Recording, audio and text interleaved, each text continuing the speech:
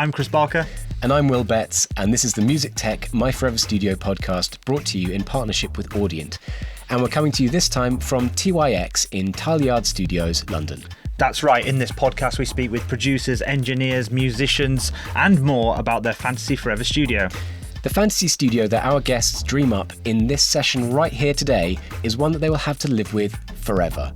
But even in fantasy studio foreverdom, there are some rules. That's right, the rules. So our guests can select a computer, a DAW and an audio interface. Then they get just 6 other bits of studio kit plus 1 luxury item. There is one more rule though, isn't there, Chris? Yes, that's it. That's bundles. Right, no bundles. They will not be allowed to select a package of software or hardware that's sold as a bundle of items, as a single item. No bundles. No bundles. This time our guest is the percussionist and keyboard player from the enormously successful British trio London Grammar, and he has just launched his own solo project. Yep, a solo project born out of his love of electronic music and synths. So it's going to be interesting to see whether he can slim down his studio to just 6 items. Indeed it will be. Let's find out if he can. This is My Forever Studio with Dot Major. Welcome. Hello, how you going? Hello. Hey. The big enthusiastic intro as promised. So yeah, I mean, you know, we all know London Grammar and this, but let's do a little bit of about the new project and how this. I mean, we said it was born out of a love of electronic music, and you know, we've looked at your Instagram, we've seen you've got some nice kits. So how did that start? I mean, obviously playing keyboards and stuff, but when did it get out of control? Oh wow, was it out of control? Well, no, not for us, but you know. Yeah, no, it's completely out of control. Well, it was interesting. Like growing up, actually, I had as a pianist, it was like my dad like kind of collects guitars, and my brother is a guitarist as well. He's just like singer-songwriter, and he has growing up, they always had this kind of like growing guitar collections, and they could always like almost idolize the guitars they had, and like it felt like a really special connection as like someone who did kind of enjoy collecting things. But I mean, collecting drum kits or pianos is like, I mean, drum kits is obviously not a vibe anyway to collect, but also like for space reasons, like pianos and drums, it just never really was a thing. So when I finally kind of got into synths, I felt like I could connect with this like historic version of things in a way that I couldn't before, because it was always, I mean, like vintage drums, for example, some people are into it. For me, they just kind of sound pretty crap. So it's like, it was never really, like, I've always been into really pristine sounding, kind of like punchy drum kits. So it was always like modern worked for me anyway. But then as soon as I started getting into sound design, it was like, oh shit, there's this whole new world of stuff that it was to get obsessed like, about. Which was obviously cymbals can be a thing that a lot of drummers get into though, for that reason, like kind of, I mean, how exciting is that? I mean, have you not as exciting. Have you ever been to the NAMM show? Oh yeah, people love a cymbal. Of course, but that was me. Like when I was a kid, I mean, I used to be like, oh, Rhythm Magazine, Thomas Lang, unbelievable. But it was like, it never really kind of got me. And I was like, I remember I bought this Pearl reference kit when I was like 18. It was just like insane. I was like, it's got 3 sheets of African mahogany inside 12 sheets of maple. I was just like, this is it. Yeah. But then I don't know what it is. And now you're doing that about wood and side end panels. Now, end cheeks. I mean, I do that. I'm kind of into that. We all are. It's fine. Yeah. That's actually really fun because like on a Jupiter, it's just like the fact that it has like metal sides. I've always felt you can really get great. custom end cheeks made for it. Why would you do that? Okay, fine. Wow. People do. People do. Strong stance. No, I like it. I like the photos. Yeah. Yeah. So what was the first like major synth you bought then around that time? When did it start being as expensive as important as drums? Well, I mean, it was expensive immediately. I mean, it was already kind of more important. I think because for me, I kind of grew up playing piano and playing drums, and then it was like to really express myself. Like I found that in production, in sonically for sure. So it was like having the ability to kind of explore so many different worlds. I started just like getting an SPDS, and I was like in band practice, and I was just like sampling random shit on it. Like, sorry, can I swear? Yeah. Like, you know, with Nail and I had that thing where it's like, why has my head gone numb? Like, I just had all these like just pissing everyone off in my band practice. But then it was like the first synth I ever bought was a Prophet 12, and it's still a good first synth. And it's actually also interestingly like until the other day was the only synth I've ever sold. Oh. Yeah, it was like it's just too. I'd probably enjoy it more now, but for a first synth, it was just so menu divey. I always really like kind of one knob per function, like simplicity. If I want to do something, it's like I want to do it quite quickly. Did it have pots or was it the endless rotaries? No, it does. It does have pots, but it's just that it's like, and it is actually quite interesting. And then the other day I sold a Moog One, like probably for very similar reasons. And actually, when I sold it, I got it out and was like messing with it, and I was just like, oh crap. I was like, why am I selling this? It's so good. But I had that demo in a synth. Somebody comes around and says, oh, can we see it working? And you start playing on it to show them how good it is. And you go, yeah, it's really good, you should buy it. And then you're like, hang on, no, don't buy it. I want this. This is really good. why am I selling this? Yeah. And then when the guy was there, I was like, this is great. And as I was selling it to him, I was like being a salesman. I was just like, I want to buy this. This is so good. Convince yourself. Yeah, that's exactly what I did. I was like, do you fancy selling it? But he'd driven a long way. So I had to give it to him. So tell us about building the studio and how you produce as well, because I mean we're going to get on very quickly to building your Fantasy Forever studio, but what do you look for in a creative space, and or does it even matter? Do you care as long as it's got loads of inspiring kit? I think I really don't care about whether something comes from like a soft synth or a synth or whatever it is. I think for creative, for me, it's not even really about necessarily so much how it sounds.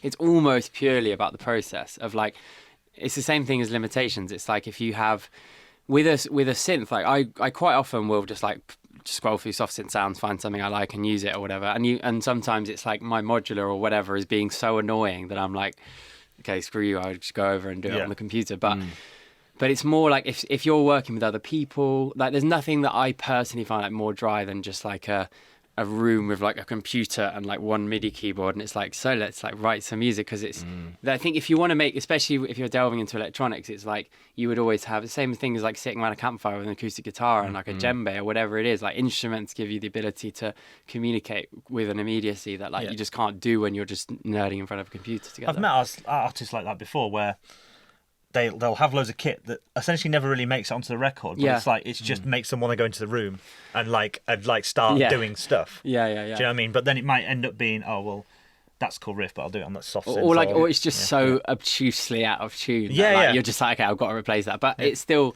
for me, I'm always I do use them all the time. But it's definitely a thing where it's very much about the process, and by the same token, I've spent too much time with all of this stuff that's never quite set up properly, or you have all your shit on Jasper's racks, and then you're let's use that, so you got to go in there, pull it out and put it down. So it's actually only really this year that I basically went through the studio, and when we had a bit of downtime, and after we finished some touring last year with the band, and I've got everything hooked up on all the time, because do you know Guy Chambers' studio? So it's kind of Sleep that sound, isn't it? I'm what is the point in having my stuff if it's not just on? And I just want to be able to walk over to something and play it, and then it be it's on and it comes works. through a channel on a desk. Otherwise, you've lost the moment of wanting to create, or whatever your idea was. And in your sort of dream forever studio, would it be somewhere that you have at home, or would it be somewhere that you go to? Because some people have different opinions on that. Yeah, it depends who's about. Well, let's start delving into the fantasy dream forever studio. Let's start off with, where would you have it in the world if you could have a studio anywhere in the world? Sky's the limit. Where would you put them? I mean, I really don't. Yeah, I don't think that necessarily having some, other than having daylight. That's obviously a really important thing, because I spent 3 years with S.G. Lewis and my brother. We shared a studio in we had the studio, where was it, in if I had a complete memory bank, Gin Factory Studios, which is now Sony Studios, Clerkenwell, and we were 3 stories down, and it was just this dungeon where there was. Did you have I had rats everything and mice? set up. I had it all. No, it wasn't rats and mice. Although my brother claims that there was a ghost, and that someone clairvoyant came and was and told him that there was a ghost. And now he's I was right, because obviously that means he was right. But basically, we'd go down 3 flights of stairs, and it did have a kind of vibe where sometimes I'd just go to work, and then I'd just have a nap on the sofa, and then just I've been to work. So it was sometimes that can really destroy your creativity. But I actually where we are now is it's only about a 10-minute drive from my house, but it's just I would say it's in London, because for me it's you could go and have some studio in the rainforest somewhere and have a beautiful view, but like really a music popular choice on It the is a podcast. popular choice. Well, actually, the tune I just released yesterday, good plug, Yeah. called Hideaway was actually I took a modular case with me to Brazil, and I was in the rainforest, and like it was absolutely pissing with rain every day. Obviously it's a rainforest, I didn't really think about it, and so like Clues after in the that, name. so I was like, this is gonna be so good, I had this shit planned, and like it was just raining every day, so I was just on my modular loads, and it was really beautiful, and I actually made that track like on the modular in Brazil. But like I said, it's like if you wanted to have a dream studio, it's really about the people who you can bring in and stuff. So for me it's London. Like it's just such a great place with so many talented people to, you know. And the rats and mice thing wasn't an insult. We did the first season of the podcast in a basement facility near the Thames, and there were actual mice. Oh well, I have there was like rats in my old flat in Camden, like, and I was like, I remember once I was actually working and this rat came in through the wall and it picked up a penguin from the kitchen side. And then I was like, this is what the advert said. No, so I turned to look at it, and then he saw me, and he just dropped the penguin like that. And then as he's run up again, I was like, if he comes back, I'm going to film him. So he came back, and he's picked up the penguin again. So I started filming him, and then he's tried to jump up with the penguin in his mouth, like trying to shove it through the hole in the wall. Crazy. Nice. Did he get away with it? No. I mean, yeah, he got a bit of the penguin, but So he could have had it. I gave it to him. But... He sounds friendly though. That sounds a friendly. It's a housemate essentially. Yeah, exactly. Yeah, I mean, it's not great in your house, but Yeah. That's a good point. Yeah. So you need daylight. You've got to be in London. So what's the interior aesthetic of this place? So you're not in a basement. You're somewhere. Are you high up? Are you looking over London? Yeah. No, I don't really care if it's high up. I'd rather it be high up than low down. Yeah. Like I'm not into the really low down basement thing, having done that. But I mean, intrinsically, that's not going to have daylight anyway. So I don't really care if it's ground floor or. I'd probably rather it not be like the 2000th floor of the W Hotel, because then it's just a bit wanky, isn't it? Right. Okay. You don't want to be top of the shard or something. No, you don't want to Okay. top of the That's just me then. Well, Maybe, it's just a bit. I mean, it's like a novelty, isn't it? But imagine you've got a session with someone, and then you're like, just come to the top of the shard, and then they get there. It's That's just exactly like, what I want. Yeah. This kind of puts you on a bit. It's a bit of a power trip. It's all my formative years playing SimCity and building a big mayor's house on a mountain in the middle of SimCity. Is that what you And did? then did you build a studio at the top? Yeah, well, in my head, yeah. So somewhere a bit more down to earth than the top of the shard. Definitely. Yeah. But like somewhere between a basement and the top of the shard is what we're working with. 100%. Yeah. Okay, what's the kind of vibe though? We need a kind of vibe. So, like, what's your creative space side? Is it all modern, minimal, futuristic, or is it wooden and cozy? No, it's actually like implicitly. It's like specifically neither. Like it can't be like chintzy and old and richety and stuff. But it definitely can't be like clean Spaceship white. studio. I hate that. Yeah. Like I hate that so much. Like magenta lighting, clean white. Like take your shoes off when you come in. Yeah. No way. Okay. So Not a direct link to Homely. a studio in London that I experienced. what's a studio that you've gone into and thought, this is just right? Yeah, you must have recorded at loads of places. Yeah. So, what's any commercial facilities or places you've been where you've gone? This is Yeah, nice. I mean, like who would you steal? So we did the whole second album of London Grammar at the church. Beautiful. So I mean, that's not bad, is it? Yeah. Like it's just. And that is that kind of middle ground, cozy, but not. Yeah, it's cozy. It's really lovely. But it's not like, chintzy. but it's like Classy. kind of I mean, it's beautiful, and it's just like that was actually one of the times where I really like. Paul kind of got me into Eurorack, which is so thanks, mate. Now I'm broke, but yeah, it's like it was definitely a time where I like really kind of connected with that stuff, because I'd just be there late at night and just like it's kind of amazing in the church, because when the lights are dim and it's like there's no window light coming through the stained glass windows, it's just all the lights are blinking and stuff on everything. It's kind of amazing. Nice. So it's got that whole Eurorack wall behind the desk. Exactly. Yeah, amazing. So you were spending time just noodling on this After 100%, hours. Yeah. Wow. It's such like it is like drug dealing, isn't it? Introducing people to Eurorack. So go on, just play on it a while. Just start with one. You're fine. Like you're dope for like oscillator. That's the gateway, and then you're an addict, and you're in like Euroracks Anonymous. Like I had one dope for. Yeah, exactly that. So you could just take the church. Yeah. You could just take it over. As the It's fantasy forever studio. You don't have. I mean, you don't have to clear this with Paul. You could call I'm him. sure but if you're right with that. Do you reckon? I mean, it's great. Listen, it's a beautiful studio. Like, there's some things about it that personally, like it's really interesting. It's kind of unique because it has the whole thing about this desk is in the live room. So like I've never been to a studio, especially on that, like commercially on that level where that's the case. So you're always monitoring on cans. So it's kind of interesting. Like obviously they have different rooms, but the main room, the desk is in the studio, which is it's a really fun thing to work with. But I don't know if I would want that to be the case all the time. But we just mean the vibe, like the actual The vibe, yeah. I mean, it's beautiful. How could you? That. Yeah. So church-like. you could take something like the church, whack in a big wall in the middle, Okay. so that you can have your control room. Say, you can get some architects in, pop a wall up, Yeah. pop it wherever you like. We're trying in to London. we're trying to upsell dreams here. Come We're on. trying to. Okay, you can have all of that, but I don't want it to be in a church Okay. So you because don't. I Okay. think there's just too many connotations to the Totally. building. It's from being haunted out of the last place. isn't Yeah, it? and so I don't want any potential ghosts. Yeah. Like, Yeah. just no Nothing more. more Ghost. priest adjacent. A friendly Yeah. rat is fine. A ghost, No, that's no, too no. far. Yeah. I can see a rat. Yeah. I can't see a ghost. Okay, well let's move on to the three free items, which are the audio interface, the computer, and the DAW that you would have in your Fantasy Forever studio. So, like, what are you using at the moment, and what would you have forever? I mean, audio interface, I just go UA all day long. Okay, yeah, Like, yeah. No questions asked. So, like the top yeah, one. whatever the top system of UA is. I mean, I'm using like an 8XP or whatever now, Okay. but I have them in all. I've got a studio at home and my Yeah. studio with the band, so it's like amazing. I just plug my computer in, same experience. So it's Amazing, 8P. That's the with the preamps with the P. Yeah. The preamps. Yeah. Yeah. Preamps. Okay. And what about DAW? DAW, I'm gonna have to go with Logic just because I've always used it. Recently I've sort of been cusping to Ableton, but I'm gonna stick with Logic. Okay. Not tempted to go over to the Ableton side. You do have Forever, after all. Yeah. To learn No, it. I do have Forever.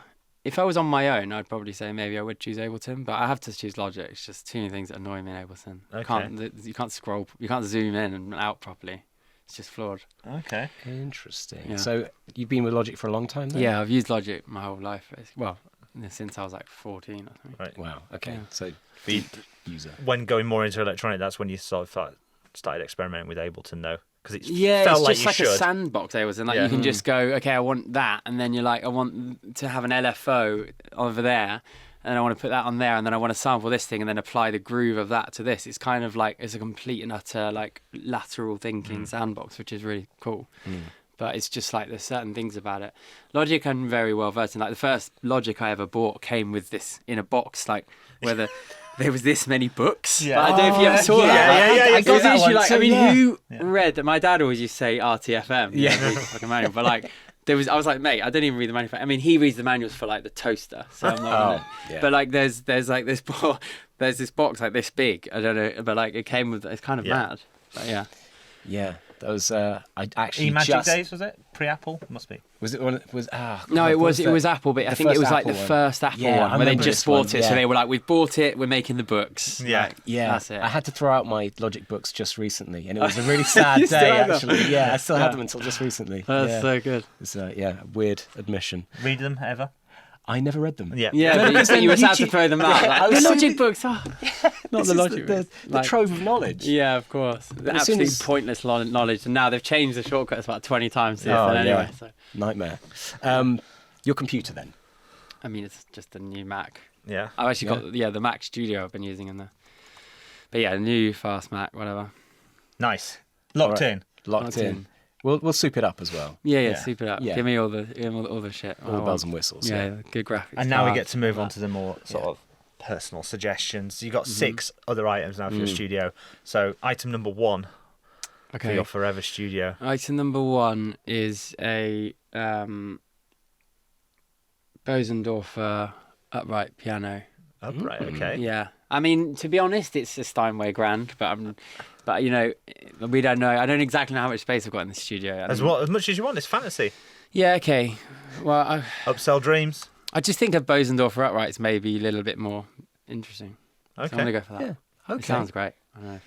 So why the Bosendorfer over the Steinway apart from the space concern? There's actually like I was playing in the Yamaha shop the other day. I was playing, well, not the other day, it was a while ago, but I was playing through them, and like there's one particular Bosendorfer upright. It was just like so beautiful. And I think because I grew up on it. I mean, I love playing Grands. I've played them on a lot of records and stuff, but actually the church has an amazing Steinway grand, and we did our first time in this place called State of the Ark, and they had a really amazing Steinway grand as well down in Richmond. So exactly, so it's kind of like I love that sound and it's beautiful and it really works for what I like to do as well, but I just think there's something about if it was forever, there's like a familiarity to like just even the way the process of sitting down and upright and like seeing the hammers in front of you and stuff.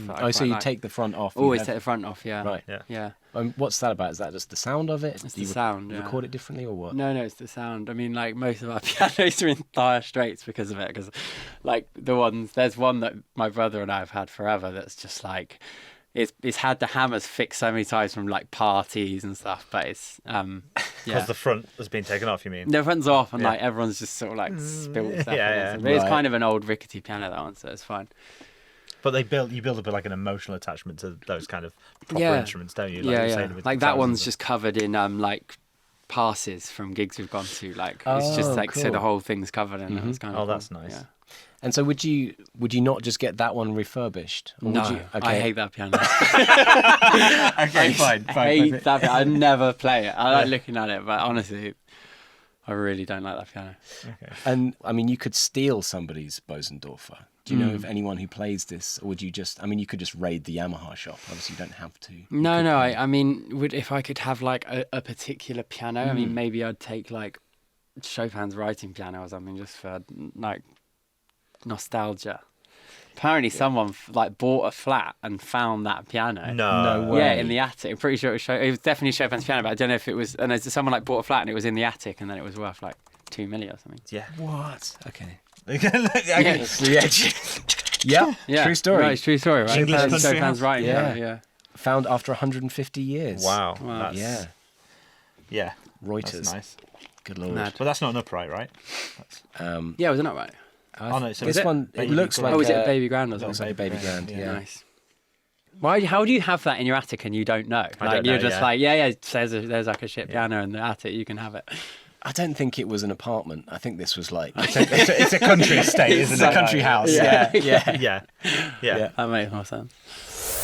Okay, so you've got the Bosendorfer with the front off. Item number 2. Item number 2. Yeah. I decided I was going to just completely like not think about these before because I was. Yeah. We like that as well. Yeah. When you just, Item number 2. I mean, it's got to be a Jupiter 8. Okay. Yeah. You've got one of those already. I've We got one of spotted that. those. Yeah. And when did you get that?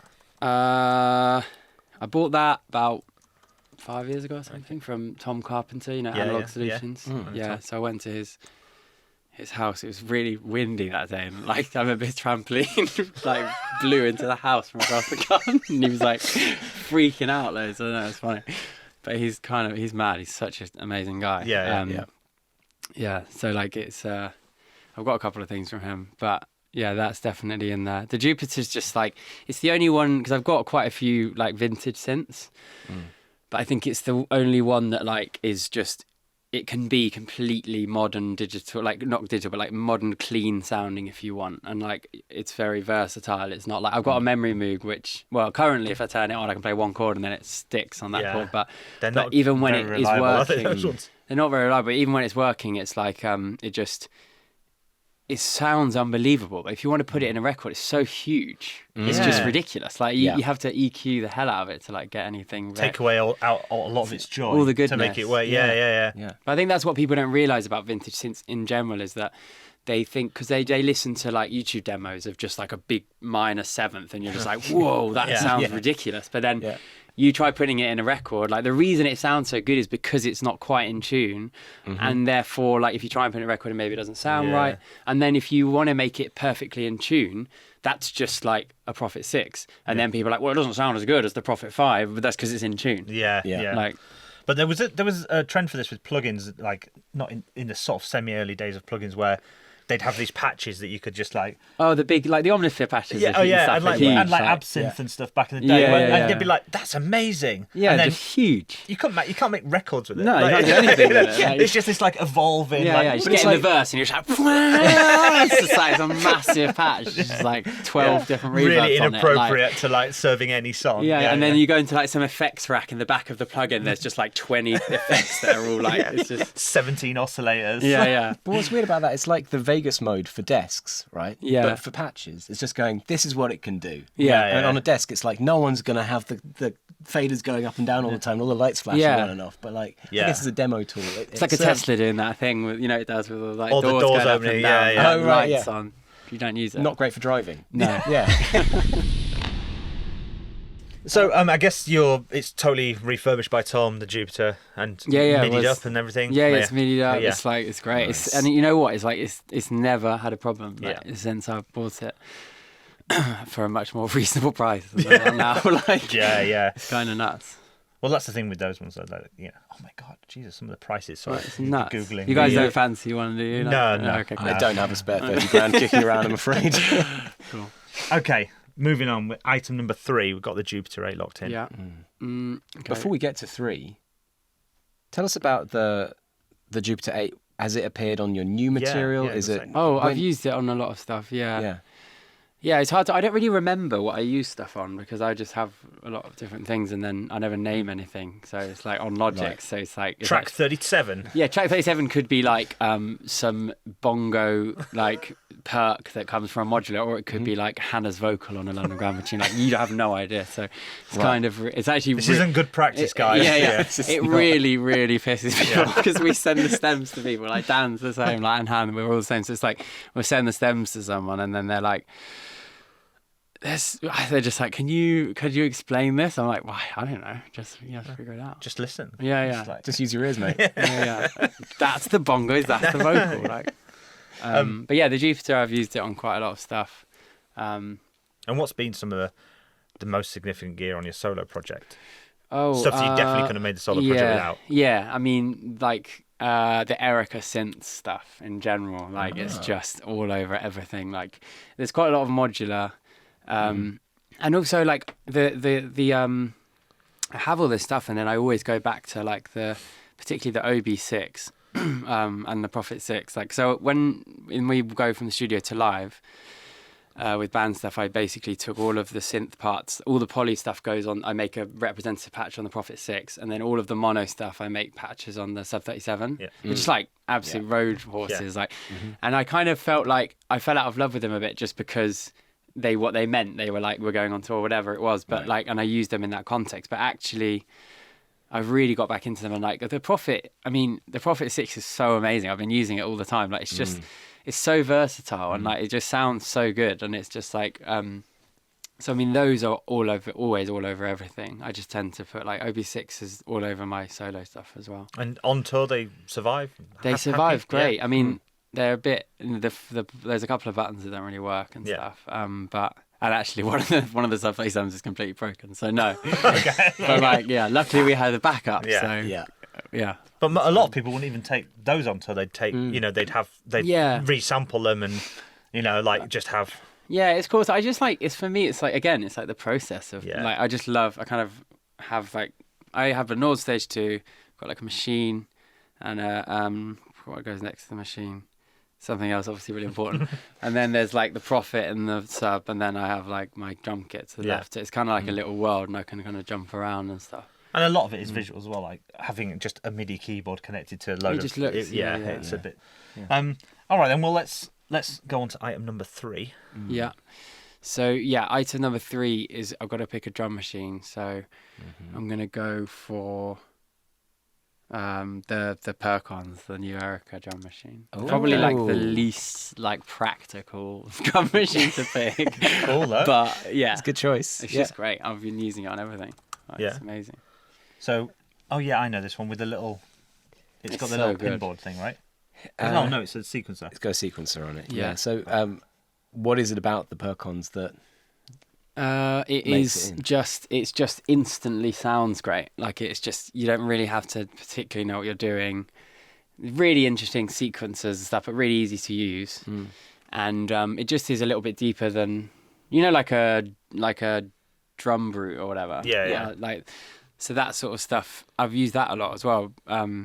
But like, it's just the sequences are amazing on Arturia stuff. It feels like you're just using like a plugin. Yeah. But then if you have the Erica thing, it's just kind of like, it's just so much deeper. Like the drum root is limited very much by its sound palette, which is also why it's great, because it always sounds good. Yeah. And the Erica can definitely sound not good, but it's you just will get to better places, I think, overall. Nice. And so you said the Erica stuff appears a lot on the new material, like specifically Perkins? Yeah, that's all over it. Yeah. Right, okay. Yeah, and the Zen delay, which I probably have to pick as one of the things. Oh, So okay. Oh, we'll get there. We'll get there. there. But Yeah. like, so it's like with these things, is this all just like hardware, essentially? No, you can have software if you Okay, want only software. 6 things. software Okay. will be an item. We have had one plugins. plugin, basically. You're going to need some speakers as well, probably. Yeah. If you want to hear any of this Okay, stuff. I mean, cool. it's up to you. Yeah. Yeah. I've only got 3 left, but Okay, cool. And in terms of the Perkins, then the sort of sequences you're making with this, are you making full like kick, snare, hats, everything, or is it just sort of odd percussion parts sort of thing? I'd just have to make everything with that, and I'd have to like obviously be doing lots of multi-tracking because it's Right. not going to be. But on your actual solo stuff as well. We Oh mean, no, like, when so, am I like, doing it? yeah. Yeah. Like I kind of use it. Yeah, I always use stuff annoyingly in one batch, and then I'm like, get to the end, and they're like, "Have you got this kick drum without the hats?" And I'm like, "No." Yeah. Can you get it back? No. It's like you can only ever get those things once. Yeah. But then it's kind of difficult to mix sometimes. But I feel like it's just more. I tend to just do long takes with stuff like that, like hi hats. Find moments. Yeah, like if on all of my solo stuff, like the hi hats are basically always like they're always different the whole way through the track, and then even if I'm doing it on software, I'll play all that stuff in on a keyboard. Like it's just kind of I never ever in my whole life have ever drag and dropped a beat once. I don't think. That's a bold claim. Honestly, it's the one thing that I never do. I don't know why. Just for me personally, it just never works Should out. get that on a t-shirt No drag and drop. and walk into like Super Booth or some music event. It's IMS in really Ibiza weird. just like, I don't drag and drop beats, mate. It's like the no sync. It's like no sync for DJs, isn't it? Yeah, it's such a production I do flex. That all the time. It's such a production flex. Oh, I'm a syncsman, so that's Yeah, fine. So like, syncsman. but I'm not a drag and drop. The man. syncsman. So, I mean, I guess you're a drummer and a keyboardist, Yeah. so why would you need to? Yeah, why would I drag and drop? Yeah. Same reason he needs to sync. Okay, wait, why did I spend my whole life learning so I could drag and drop? What's the point of that? But do you quantize? You must use a Yeah, quantize. quantize the hell out of Yeah. everything. Oh, well, I mean, I play it come all. on then. Like, of course I quantize It's a mess, it. mate. But I do not drag and drop beats. Yeah. You've got to draw the line somewhere. You've got to draw the line somewhere. Exactly. You can apply a bit of quantize. You sort of edge your way up to 100, and then you're like, actually, now that sounds all right. Yeah. it's fine. 99.9. So, No, yeah, no. in the sort of 80s, 90s. Yeah, 99. Yeah, it's a bit of me in there. 1%. Yeah, 1%. 1% me. This is the future. This is where AI is going to be. Yeah. So I've got a new track. How much of it is it you? 1%. The rest, I just asked for a track and it gave me one. It's like, But yeah. Okay, well, let's Right, lock that okay, one in. that's locked and, in, yeah. we'll go on to Alright. item number 4. Okay. Do I need some speakers then? Well, you don't have to, but, you know. Yeah, I'll have some speakers. Fine. I'll have the. To be honest, you could obviously go for like ACC, so they're kind of like the best speakers ever. But I'm just going to go for my speakers, the Dyne Audio 15s, because I just absolutely love them. Okay. They sound They're like still quite significant speakers, aren't they? Yeah, they're big boys. Yeah, you have to Yeah. get one. You have to get the things to actually put them on, which I didn't realize when I bought them. And then there's like one bloke who makes them, and he's like, I can have some for you in 5 months' time. I was like, yeah. The speakers I will not have is the Yamaha. The NS10s? No, Oh. the NS10s, of course, classic. Yeah. But no, the HS, whatever. HS50s, I've got a pair 80s. at home, Oh, yeah. and then there's a pair at my studio, and it's like they seem to, whenever there's a problem, they reappear. And I come into the studio, and it's like, oh, there's obviously the problem with the other speakers, and they're there again. I just like, they play, I don't know Oh, why. I see. So I use them, but like they just do my It's head not in. against the speaker. It just represents I think a against the problem in the speaker. studio because they appear and it's like Yeah, also I just I don't like them. They just sound, I don't like the they way were really sound popular for a while. Though, particularly. the HS series, like we've had them Yeah. actually. I think we've even had them. No, as a they choice. are really good. That's the thing. They're like that's what they managed to do with Yamaha. Is like they've kind of done a similar thing than the NS10. I don't know how they've managed it because you know the NS10 was the speaker that everyone had. Yeah. And it is like the thing about the NS10s is like it's so amazing that because they don't sound great, but like if you make something sound good on NS10s, it does genuinely sound good on everything. I don't know why that is. I think, but then I don't know if that's necessarily exactly the same with the HS speakers. But overall, I mean, they're. I'm gonna say all they did with the HS, they made the thing white.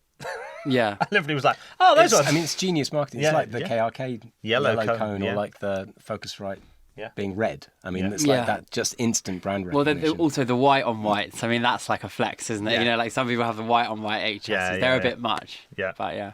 It's a bit gaudy. Yeah. I love the whole range of those, the NS though. They go down to like, you can get like because they were like hi-fi speakers essentially. You can get like little diddy ones. Oh, like you can get like tiny little, like 3-inch cones or 2-inch cones. Oh, you can put like a thing above on them and put them on your head. Quadraphonic. Yeah. And then walk around like Dalston. Just like, yeah, mate. Yeah, you've got DT100s. You think you're cool, but I've got actual mini NS10s on my head. You know your stuff. Yeah. Yeah. So these are the BM15s, are they? Yeah, that's it. BM15As. Yes. That's the one. Yeah, they're great. Okay. What did you have before that then?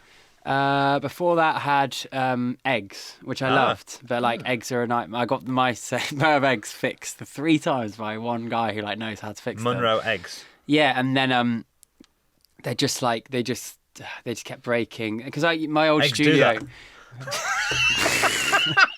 Oh no! Yeah, love it. That was good. That was good.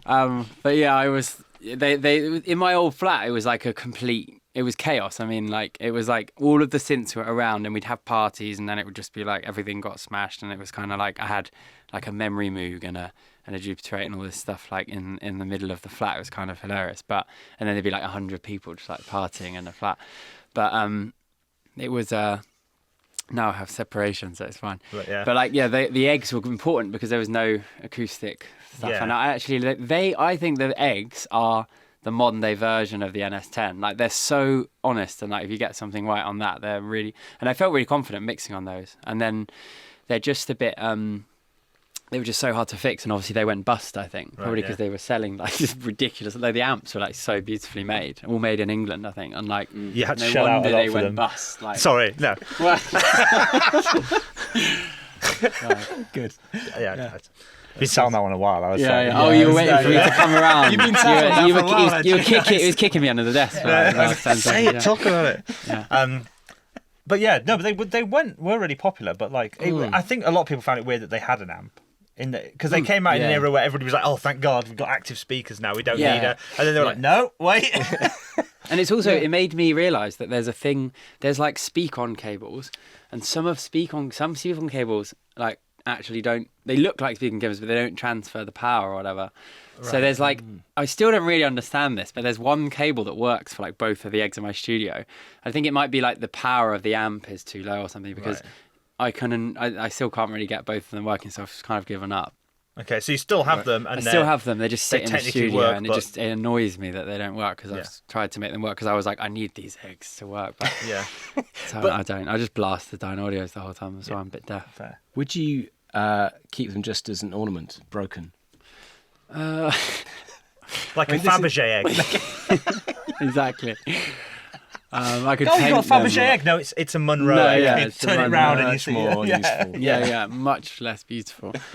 No, they're really bad ornaments because then you need the stands because they don't sit upright. Like they just Fabergé. roll about. Do you know what I mean? It's like, that's a no, good point. I don't want to keep them. I never understood that Fabergé. Anyway, people collect them though. Like People collect those Fabergé eggs. Yeah. You mean there was like the egg that someone found the other day that was like one of the last 50 eggs from like the ancient Russian royal family or something? Like that's probably one of them, isn't it? Yeah, like is that a Fabergé egg? And It might someone be found one Fabergé. in an antiques dealership, like, and it's worth like millions. I'm really impressed by your knowledge of people finding random expensive Yeah, stuff. this is These are 2 versions of that I know. I don't know why they've come up. I'm hoping for more. Yeah, no, we'll mention something later and you'll be like, do you know, recently a guy in a pub found one of those. Yeah. Look it up.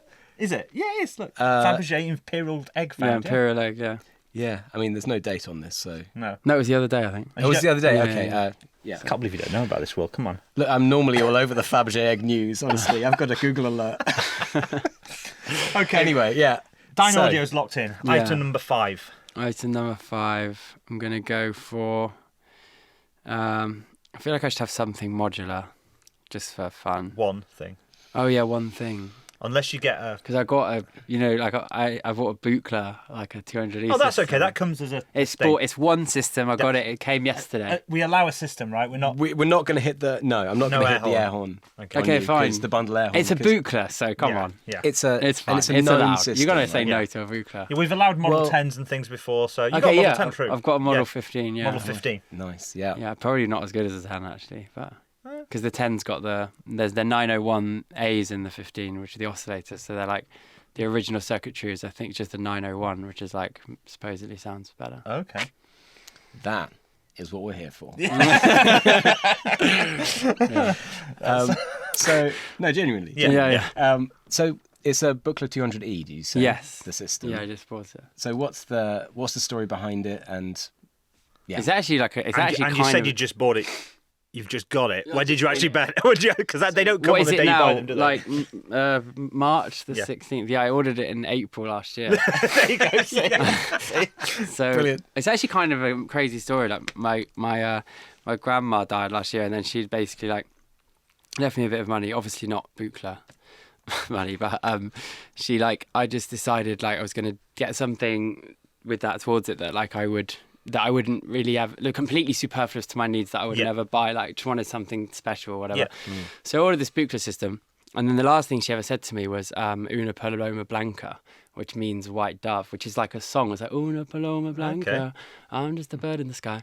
And so this keyboard took obviously from April till this year to come, and then in March this year, well, end of February this year, basically I released my first song called Bear, and then I got this email saying like your system is finished, and then I sent a picture to my mum. My mum was like, the keyboard is a white dove, so I've called the system Una Paloma Blanca. Oh my god, Yeah, that's it's kind of cool. that's a wicked story. And I hadn't That's clocked really cool. that the keyboard was actually a white dove, and I was umming and ahhing whether to get the one that's just like the music box like keyboard, but I thought with the Buchla, like I just wanted to use it as wacky as it is. I kind of wanted to use it as intended, because sometimes I do this thing with like modular cases where I get a new case and then I whack like a Expert Sleepers ES9 and a black sequencer from Erica in it, and then I'm like, all my cases end up functioning in a very similar way, which I don't think is the point of Euro, just so they're so usable. But I end up making I've got 4 or 5 of these like travel cases that I've ended up making them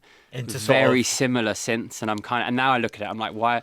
Whereas like with the Buchla, I'm like, I'm staying in that world. Like I don't want to be able to just like make it work in exactly the same way as everything else. And make it too close to your actual like Moogs and Jupiters or whatever other I mean, it's completely mental. Yeah. I got it last night. I plugged it in, and I was up to about 4 a.m. actually just like messing around on it, like, and it's just like, I don't know, it's completely off. It's not. I managed to get a really cool drone thing going. Okay. And then it's just quite wacky. And the thing about saving stuff is quite interesting, because I was like, you can save patches on a 200D, but obviously. No.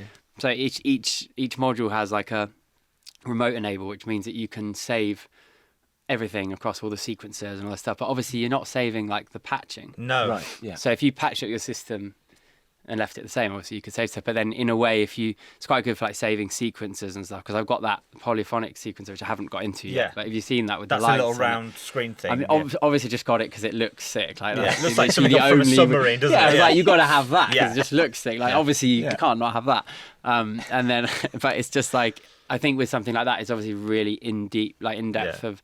It's not like I've had sessions before where I've had people in and I've just sort of, I've made the mistake of thinking like, let's knock something up on my modular, and I'm like, oh, over here, and then I could just feel them like on the sofa just being like, like, so modular's like a blip away. It's like modular's definitely a no go. Like it's a real soul pursuit. Like it's a lonely art, and it's fun.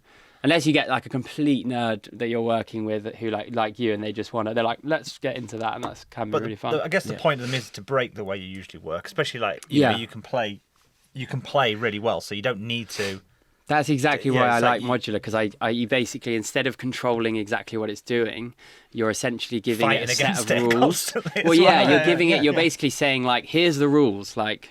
You can do this, you can do that, you can do that, and then it kind of makes something for you. So it's like it's you just come up with stuff you wouldn't do. Like the tune I released yesterday, the main sequence on it is from a modular, and it just has like a way of, I would never write that ever. I can't think of why I would write that. And in terms of, I mean, if you're into things doing giving a set of instructions, are you interested in the generative music stuff at all, or is that a bit like? I am, yeah. In terms of, with modular, it's quite interesting actually. I do sometimes that weirdly I tend to do more myself. So like I'll quite often just like fire up all the synths and then just like get them all kind of set to hold, and then I'll tune them all to different notes and like just make like a really kind of big ambient chord of like 15 notes or something that's all from different synths. That's the one thing that's really fun about having them running through desks, because the only time I ever use desks, I never have like a desk in my studio. I just think it's... So another question around that then, I mean, like the solo music you're putting out right now it's without being too blunt, it's music, but are you interested in sound design and stuff for movies and things like because like that, what you just said sounds like something Soundtrack. else. Soundtrack or sync, 100%. I've always been really into, and that's definitely. And these tools are perfect for that, aren't they? Like definitely, like really finding your own unique sound for soundtracking stuff. Yeah, definitely. There's actually, I mean, you can hear when stuff's.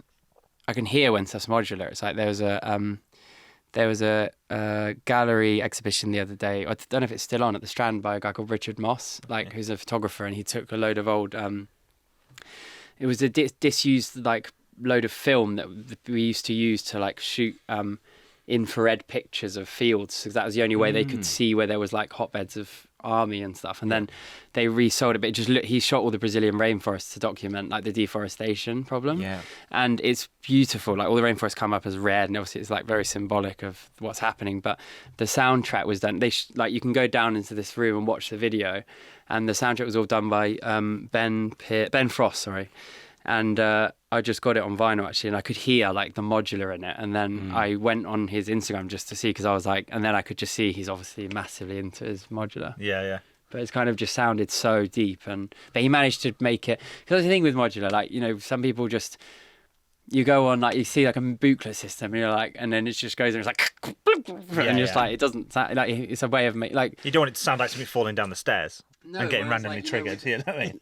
That's why sometimes you can be influenced by, like, for example, with a Buchla, like a lot of floating point stuff he uses Buchla, and that to me, I was like, that was like a sign that I could go and get one, because I've not heard that much stuff made on Buchlas which I actually genuinely think sounds beautiful. It's obviously interesting, but I think like it's important to know that it can do those things. Yeah. It's like they had that. I mean, it's a similar thing back in the day with like even the DX7 and stuff like that, where it got known for like cheesy sounds. Yeah, of course. But actually, then these people like and stuff would dig in and be like, oh, it's nuts. Have you ever played on a DX1? Yeah. Paul had one. Like it's actually on the last track of our second album. It's 5 DX7s in one, isn't it? Yeah, it's just basically. Like, but I think that's got poly aftertouch. Yes, which is really weirdly rare. Like, so I've got a Deckard's Dream, which is great. But like, when I first got it, I was kind of like, this is not that amazing, like for what it is, really. And then I bought a Hydrasynth. Because it's pretty much the cheapest way to buy a polyphonic aftertouch keyboard, and it's also really sick, the Hydrasynth. But then as soon as I started playing with poly aftertouch on the Deckard's Dream, it kind of unlocked what it was. I mean, that's what the CS80 it's really the controllability of it that makes it, and the ribbon on the CS80 and the ribbon, of course. That's it's all about the ribbon, isn't it? What are you laughing at? No, I wasn't laughing at anything. I thought you were like, what's this good? No. It's a ribbon. That's the ribbon. Yeah. Ribbon. Yeah. That makes sense. And the Deckard's has a ribbon as well. So does it? Yeah, the Deckard's Dream's got a ribbon in front of it. So I was doing a thing. Oh, I didn't know that. Yeah, they call it the theremin controller. So it's like, actually, I use it like on. You can kind of. I'd play these melodies on it, and you just kind of like can. But it's only as wide. Is it only as wide as the rack? No, no. Sorry, I don't mean the Deckard's. I mean the Hydrasynths. Sorry. So like that's really cool. Like, I mean, it's kind of interesting to use. I'm glad we didn't lose that. We were like, what? A tiny little ribbon. Just like, that's what we were like. Deckard's Voice has got one as well. Like, Yeah. Very cool. Hydrasynth is great. So, I mean, this is something I've got. I'm not a good pianist. I'm not a good keyboard player, and I find that polyphonic aftertouch. Well, I mean, you've put out some records. Yeah. I mean, more than I've done. I find that having the polyphonic aftertouch is sometimes a bit too sensitive. Like, how do you deal with? No, I don't. No, I really like it. I don't know why. I feel like if you're not a pianist, it's kind of amazing, because you can just sort of like rock over to your left leg and then rock. You could just. You know what I mean? It's kind of like it's a really intuitive thing. Maybe, I don't know. Maybe play like this, Will. Maybe maybe my I kind of know, fingers are wrong. No, it's interesting. Maybe my fingers are wrong. Can you? It's like this is like a really interesting thing. But like, if you just put your fingers on the desk, like, could you just separate? Do you have separation? Like, could you go that finger push that one down, or push that like fourth one down there? Oh yeah. Do you know what I mean? Do you Oh, yeah, struggle to do pressures. that, or are you doing it in patches a bit because you don't have the control of each? Oh, thing? yeah, it's that's 'cause true. I don't Like, have that's the probably why you don't control, like poly aftertouch. That'll be it. If yeah. I was a deck, For anybody watching, you're loving this, right? Just yeah. Anyone listening, they're gonna love If it. I was like, if I was a salesman of like, you know, like, Anybody listening or watching, Yeah. try individual different pressures on your fingers. It's harder than it sounds, especially towards your pinky. yeah, Like you start doing this finger as well. You can't do them individually. yeah. I'm sure there's other skills I could use to transfer that. Yeah. That over to. Yeah. You know. I like the faces we all pull while we're doing it though. really serious, confused. Just Yeah. must. Anyway, But you should really try that before you buy one of these poly aftertouch keyboards. Don't go dropping 80k on That's a why I CS80 if you don't try this test first. Yeah. Because, you know. but that's why you Yeah, that's keep right. getting kicked out of music shops, isn't it? Though, just It's the faces. It's the faces I bought. Yeah. And the music I don't yeah, make. especially Yeah. on keyboards that don't even have polyphonic aftertouch as well. It's just anyway. It's a lot. We've got the booklet locked We've got in, the right? booklet, yeah. 200E. Yeah. Yeah. So we're on the final item now. Okay, cool. I'm going to go for just like, I would be more specific, but I want just a lexicon reverb. And I was using originally the ones that were, there was like the old plugins that just had like Lex Hall, Lex Concert Hall. Right. But then for some reason, I think they maybe discontinued those. So now I'm using just the UA, like Lexicon 224. But just like a nice Well, digital. you want the original version of that then, the hardware version? Yeah, I could do, but I probably prefer. I really like digital as hell reverb. I don't want any like vintage vibes in my reverb. I just want it to be like clean. No, but this crisp. is digital. It's just Yeah, the of original course, of hardware course. 224. You know, Yeah, like it is, the it little is, white it box. is. But I'm sure it just has like less control. I don't really need the physical thing. I mean, it might look cool. It's a flex, isn't it? Having that little white box on your is, desk. yeah, Like, that is- I don't really care. I just want like a really nice, crisp digital reverb. So I'm going to Well, go then with Lex. we can upsell Dreams on that. Wait, if I can remember what it's called. Do you know what it's called? Oh yeah, the Chase Oh. Bliss one. No. I was You're, thinking- you're talking about the grey box. Do you know what it is? It's the Bricasti. Bricasti. The one that the like the things move on their own. Oh, so Chase Bliss do a that one. thing called what is it called now? I know the one that's got motorized. The silver- faders on that it. one, that's That one pretty is good. delightful. The yeah. Bricasti is nice though. Is the Bricasti like an outboard, whatever? Yeah, It is an outboard but one. with a controller. Because I just like, the thing is, I just want a reverb to be on my computer. So you could, Okay. even though it's obviously probably way better, I just want like a plugin. You can have a plugin. Yeah, That's yeah. allowed. We'll have We the haven't list got in any plugins yet. I don't want to like, I feel bad about the Bricasti where I should have taken it. No, you don't have to feel bad. Okay, no, good. it's fine. It's funny that you Let me you see it. search Can I for see a it? reverb. Yeah, okay. So Yeah. the Bricasti, it's a. Here we go. Oh, it does have a plug-in, doesn't it? Version. It's called the M7. Yeah. And it's a rack mount thing. It doesn't look like much in the rack, but It's it got has some crazy a. algorithms. There's the But control. also, I'm only allowed one thing in the rack, so it's going to look a bit sad on its own as well. You can hide I'm it. just going to have a giant rack with Hide it behind your Jupiter. Yeah. Everybody listening in, look this up. The Bricasti M10 controller. It looks like something from a cool 70s spaceship. It looks Yeah, it like. looks like it's from like an office in the late 90s. Yeah. Is that not the vibe you want? Yeah, like Late 90s office. 17 or It does look like a little bit like the phones that you have in hotels, Yeah, it does Yeah, look yeah. like like by that. your bed, which have loads Yeah. of options. just expensive Yeah, room yeah. service. Anyway. Yeah. So we're going to lock in the Lexicon plugin Yeah, then. Lexicon plug-in. Okay, I'll go Just for the That's a UA 224. or. I'll just go for the 224, the Yeah. UA one, or Yeah, whatever. nice. Okay. Nice. Right. Well, all that's left to do is have a think. You've got one more item left, which is a luxury item. So not a piece of gear, but something else for your studio. Okay. Be as eccentric or as wild as you want, fantasy. Yeah. But before we get there, Will's just going to do you a little rundown, have a listen of your studio so far. Okay? Great. We're in London, in a daylight-filled studio, not too high up, Not Right. haunted. not haunted, no rats. It's not too clean, not too rickety, just right. Your computer, you've chosen a Mac Studio. Your interface is a UA Apollo X8P. Your DAW is Logic Pro X. For your first of your 6 items, you've chosen the Bosendorfer upright piano with the front off. Importantly, your first synth is the Roland Jupiter 8 with the MIDI mod. You have chosen an Erica Perkins as a drum machine. Your studio monitors are Dynaudio BM15As. Your second synth is a Buchla 200E system. And your final choice is a plug-in, the UA 224 Lexicon Reverb. Nice. Bit of a come down at the end, I think. It's just like, for me, it's just purely pragmatic, isn't it? If I didn't have reverb, I'd have no career. So it's like, I've got to have a reverb. Yeah, fair. Say that again. Hang on. Wait. Why do you think you wouldn't have a career if you didn't have reverb? Well, everything I've ever been involved in musically is definitely reverb is like the most important effect. We always used to joke with London Grammar as well, like we'd be screwed without reverb. Like, and without modern algorithmic reverbs, like we'd have had to go and record stuff in certain spaces. I'd like to hear. That's true though. I'd like to hear an album that has no reverb on it. Obviously, I wouldn't actually enjoy listening to it. Yeah. But what I mean the is, point, right? Yeah, exactly. Like, yeah.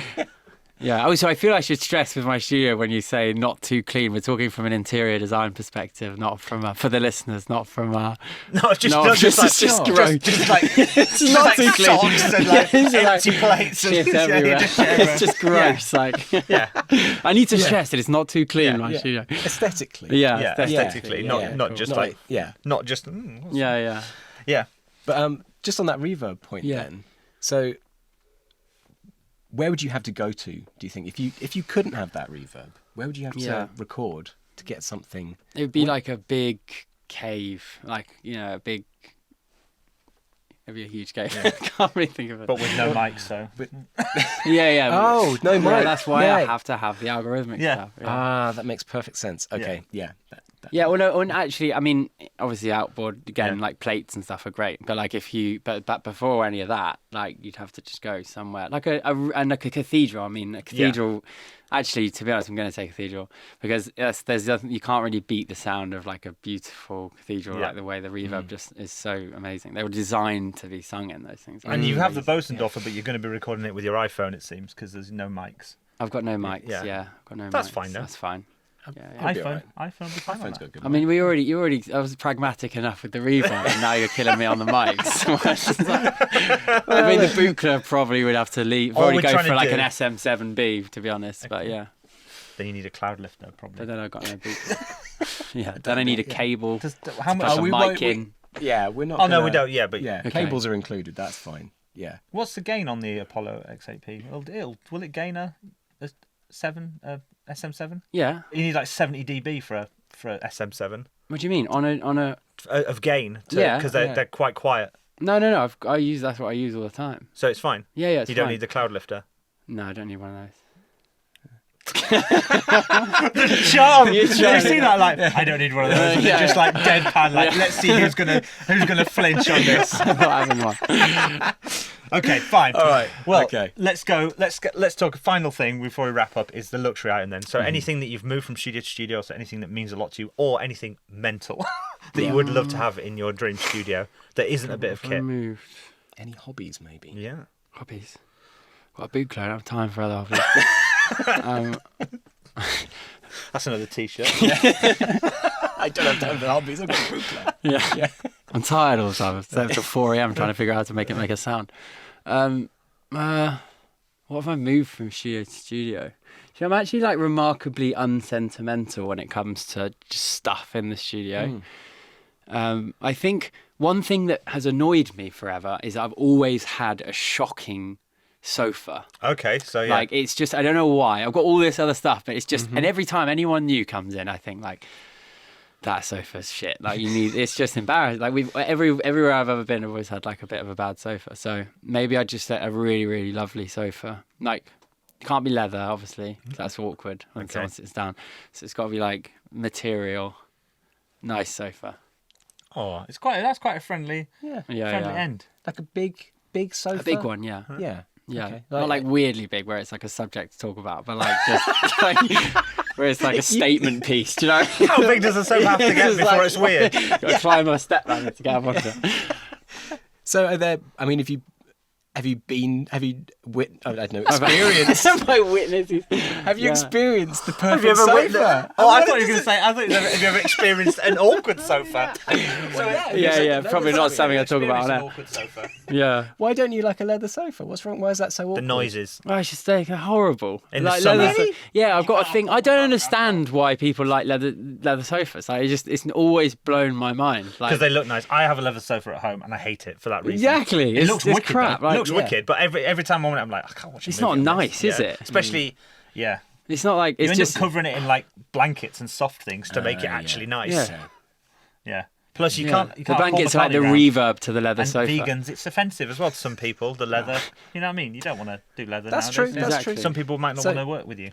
Is there any particular sofa vibe you're going for? Just Well, if I knew more about sofas, I probably wouldn't have such shit ones in all my studio. So I just want you got to the root of Touche. the problem here. I just want like Do I look like I know anything about sofas? if you know a good sofa guy, like Yeah. hit me up. Okay, yeah, Okay. fair Yeah, enough. yeah. Well, let's just say a nice big, Sofa. a nice big brackets, but not awkwardly big sofa. Okay, good. That's going in the show Okay. notes. All right, cool. Excellent. Well, all that's left to do is say thank you so Thank much you for very joining much. us today on the Thank podcast you. and building this Forever studio. Most of the stuff you have, apart from the Bosendorfer, right? So you just basically slimmed down your existing studio rather than building your fantasy studio. I sort of we did, enjoyed didn't it. I? Yeah. That's like the biggest ego trip of all time. It's like, I want my studio. Like, just give me my other stuff back. It's just like a way shitter version of my studio with only 6 things in it. Well, thank you so much, Dot. No worries. Thank you for very coming on much. the podcast. What's Really lovely. next then? Tell us more about your what's coming up for album? you.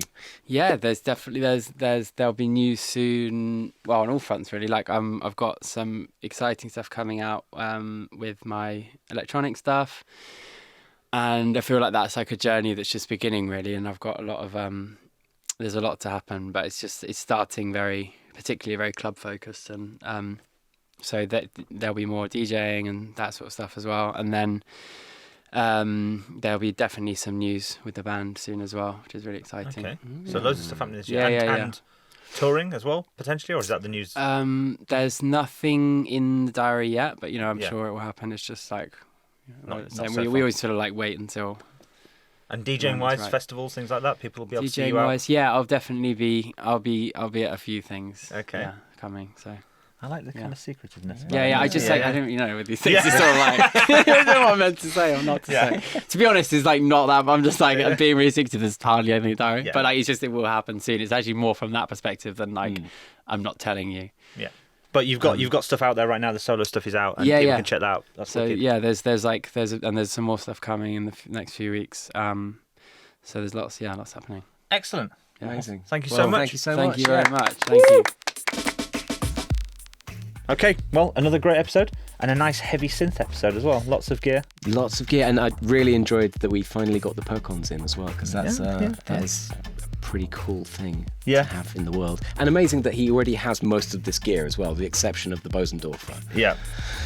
Except the sofa, obviously. Except, importantly, the sofa. The sofa, yeah. Anyway, all that's left to do is say thank you so much for tuning in, and we will catch you next time on My Forever Studio for more adventures into Studio Foreverdom. Goodbye. Bye bye.